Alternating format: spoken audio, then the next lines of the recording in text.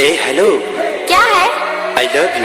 सुनना रे तोरा तू है गली बॉय, पीटूंगी पकड़ के छेड़ेगा मुझे कोई, तू साथ है समझ ले फिर आना मेरी बात। मेरे दिल के बात तू हंसी तो हंसी, मेरे फूल के बात तू हंसी तो हंसी।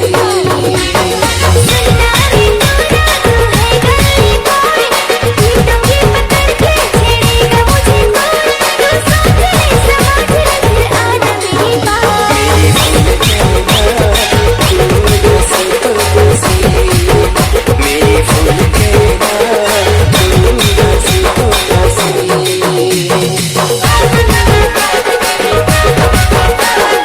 Mix by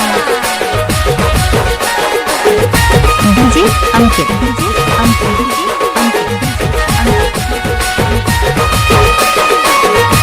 Kanchanpur.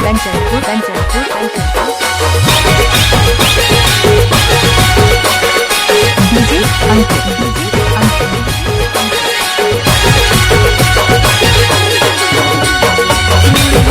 मुझको ऐसे देखती हो जा, लगता है ऐसे जैसे चुराई मुस्कान।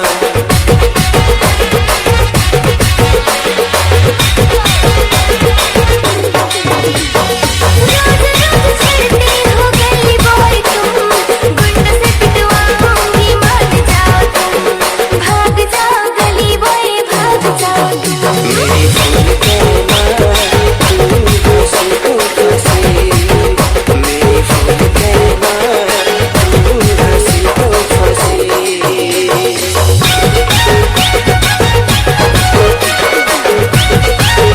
Mix by DJ Ankit.